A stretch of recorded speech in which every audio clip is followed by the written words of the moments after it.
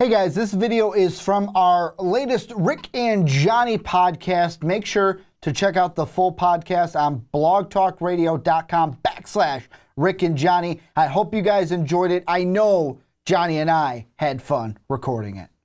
But Johnny, we're going to move on into our next topic, and this is a kind of series that I didn't expect us to talk about as much as we have been since the first time we've talked about it, and that is the Universal monster kind of universe that they are setting up, with the first one being The Mummy. Me and you are excited to see it. Dave, yes, I know when he saw the trailer during Guardians of the Galaxy 2, said #NotMyMummy because he likes the Brendan Fraser mummies. Fraser. Let us know which one you prefer down below in the comment section. But what we have from The Mummy is a featurette that Universal Pictures kind of put out via Sci-Fi Wire on their channel. And if you want to see the featurette, I'm going to put a link to the article that has it in it down below in the comment section. Or you know what? Fuck it. I'm just going to put the video down below in the comment section. I'm going to take out the middleman. I'll put the video right there for you guys. And what we see in this featurette,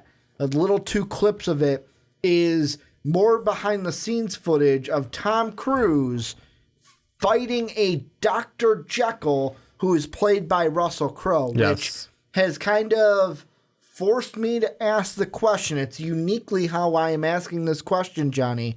How is Dr. Jekyll going to fit in to this monster universe? Because how I'm looking at it is, there's no way that Dr. Heny Jekyll can just fit in to this one movie.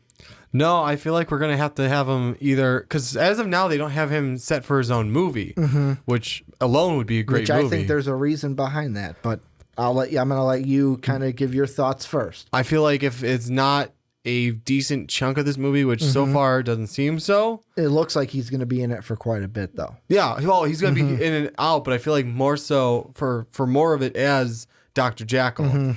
I think, because there was that one clip with Russell Crowe doing the voiceover and stuff. That's a video I will have down below as well. He did a voice of Mr. Hyde. Yeah. So we do know Mr. Eddie Hyde. He has it. You, evil incarnate, me, your good friend Eddie Hyde. So we do know. Proposition. So we do know he is rewarding. And just with you saying that, I'm not going to tease it any longer. I'm going to give you what I am thinking, and then you can react. Let's hear it. Master plot.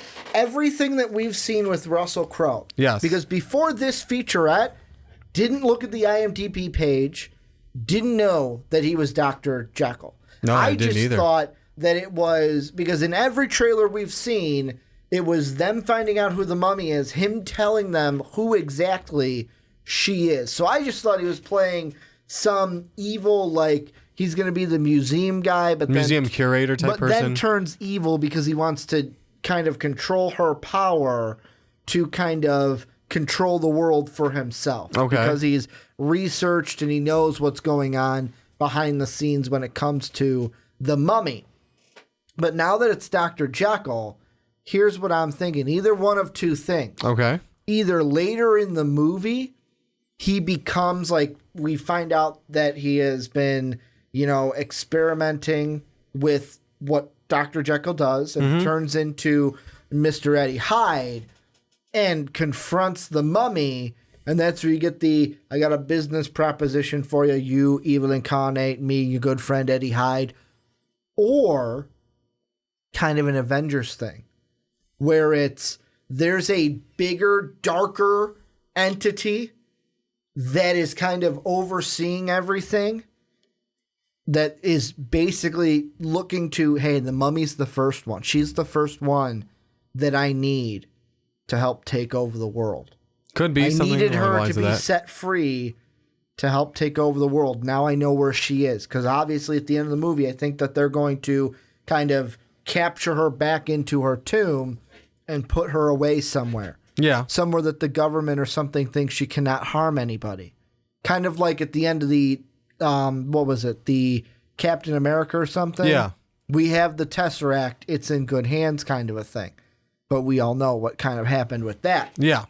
So It's either he's going to go to the Mummy as Eddie Hyde, and that's where we get the line that we heard, or it's going to be a post-credit scene, because we know how much we love those. Oh, yeah. Gotta have some of those now. And it's going to be him as Eddie Hyde coming to this darker entity, and that's where we would get I got a business proposition for you. You, evil incarnate, your good friend Eddie Hyde, and it basically ends up being, hey, myself is Eddie Hyde. I'll use the other guy, Dr. Jekyll, because they're two personalities in themselves. Yeah. Mr. Eddie Hyde is, I'll convince the other guy, don't worry. I'll go out and find these other ones. These other monsters that they're going to have. Wolfman, Swamp Thing, Bride of Frankenstein. And this evil entity is trying to put together these pieces to kind of control or kind of take over the world, take over the universe, kind of a thing. Now, let me just throw one it's a little bit of a theory, but let me throw it's one little thing at. You're saying the Mummy is considered when he talks to it, the evil entity, right? It's either one of two things. Okay. It's either if he's talking, because I'm not quite sold on if he's talking to the Mummy. Okay. Or if the evil incarnate is that, if it's the post-credit scene, it would be the higher being that he is talking to. The person that is kind of pulling the strings or trying to eventually pull the strings on stuff. Now, let me put it this way. Because we don't know of Tom Cruise's exact role in it besides he wants to stop the Mummy. But let's not forget, in the beginning of we see in the trailers, he's chosen by the Mummy. So what if he's that evil incarnate, even though he doesn't choose, just because you're considered evil incarnate doesn't mean you're chosen to, you choose that life. So what if he's saying, maybe, and he doesn't want some Mummy on his grounds, that he's the one he's top dog. You're talking about Tom Cruise's character. Yeah, I'm saying Jekyll and Hyde are like, hey, I'm top dog. With this Mummy out, I'm no longer top dog. You're evil incarnate. I'm your buddy, Mr. Hyde. Let's work together and take down this. I'm just throwing that out there for you. That one I think is kind of a stretch for me.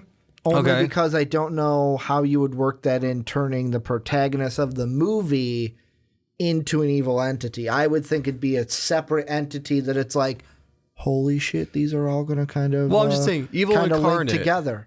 He's like, it doesn't seem like he chose this, but he got chosen by the Mummy, and now he survived a plane crash. He's being chased by ghouls. I think there was a scene where he's surrounded by rats. Sounds kind of evil incarnate to me, even if it's not by choice. Maybe, and that's the thing with this movie is I am now even more excited to see it. Yeah. Because, and you know what's going to be the worst thing in the world? What? Is if they take Dr. Jekyll and Mr. Hyde, make him a one-off in this movie, and then at the end of the movie he's dead. Oh, I really hope they don't do that. I'd be furious, because I'd be like, it's the line that we get in Russell Crowe's video. It looked like a Snapchat of his. Yeah.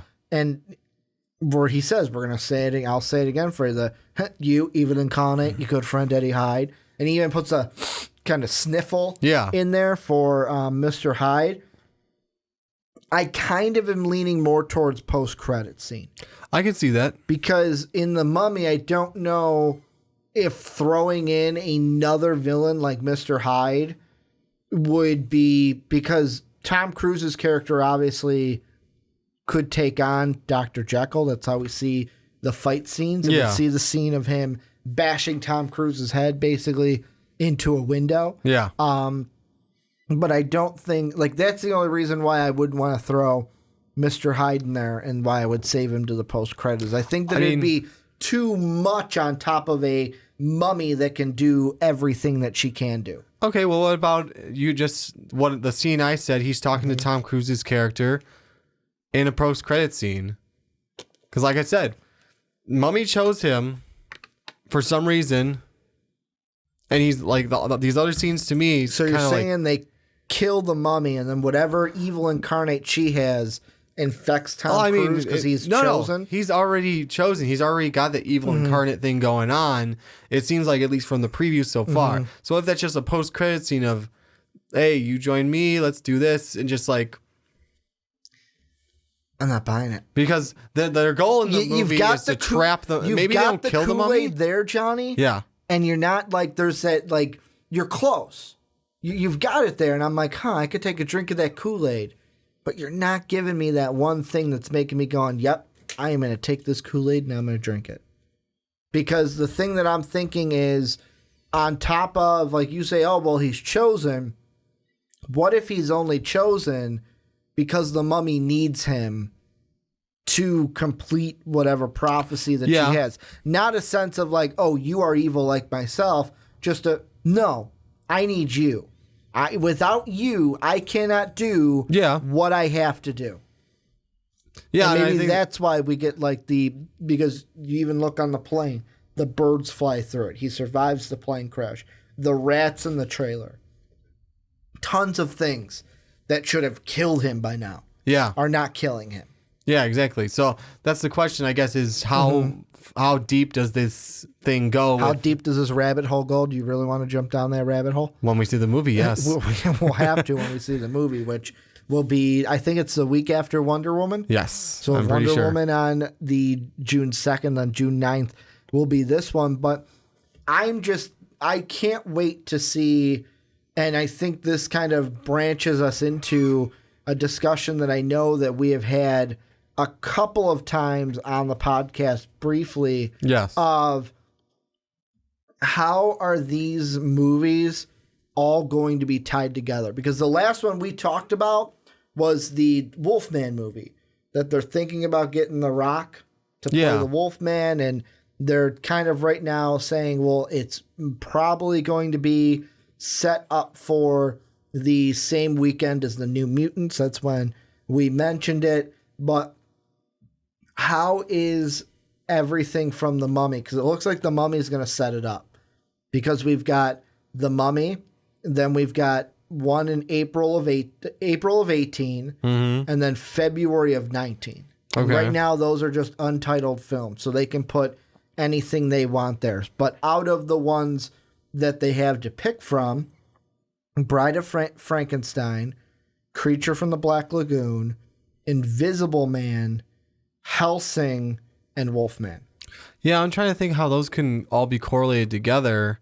Just because, I mean, at first I was just thinking, well, Universal is just throwing out their monster movies again. Or not again, but they're throwing out these old monster movies, which is pretty cool. But maybe there's an underlying attachment to all of them. But it looks like they're trying to maybe the underlying maybe the underlying attachment has to all do with Dr. Jekyll, Mr. Hyde. Just him. Who knows?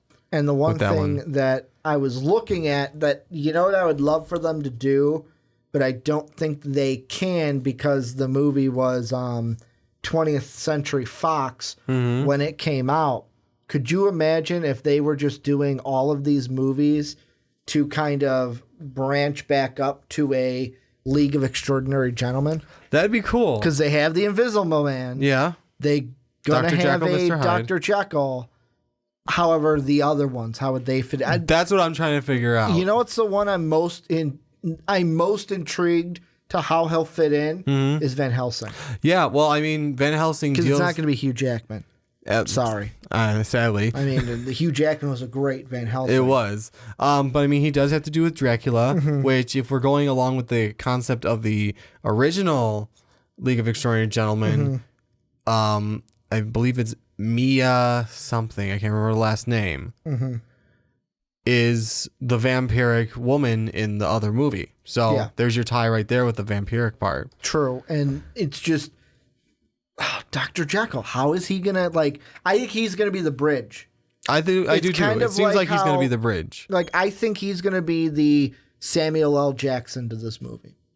Possibly. The one that, like, because Samuel L. Jackson at the end of Iron Man 1, I'm getting a team together. Here's my card, hands it to Stark. Then you get at the end of Hulk, here's my card, hands it to Ross, and so on and so forth. Yeah, exactly. He's the one that ties it together. I kind of feel like there's a possibility to do that with Dr. Jekyll and Mr. Hyde because of what they are setting up Mr. Hyde as, where it's, if he's this kind of historian in a museum, there's a reason for him to study the mummy, study the culture of Transylvania and that part with maybe the Bride of Frankenstein, study the kind of swamp that maybe the Black Lagoon or the creature comes from, the Black Lagoon, the Invisible Man, Van Helsing, Wolfman, kind of looking at these different places and being able to study them and get a better mindset for how can we get these guys on our side. And that's why I'm leaning towards, and I know it's kind of a bold prediction. Yes. Because we don't have a lot to work with. Not yet. But my bold prediction is after credit scene, Mr. Hyde talking to something. Yeah. Something that is not the mummy, not Tom Cruise, which all we know now is the evil incarnate. That's where a partnership is going to line up to where it's like, okay, Dr. Jekyll is going to help this thing through Mr. Hyde, because Mr. Hyde's going to be the one communicating from Jekyll to the evil incarnate. Mm-hmm. He's going to locate these other ones for him. He's going to locate the Wolfman, going to locate the vampires in Van Helsing, going to locate Frankenstein or Bride of Frankenstein, locate the creature from the Black Lagoon, and then maybe at the end we get like an ultimate monster movie. Maybe. Where everything comes together. I don't even know how that would work. Yeah, I'm how not totally all sure. the monsters would come together. The only one that I can think of is the League of Extraordinary Gentlemen movie.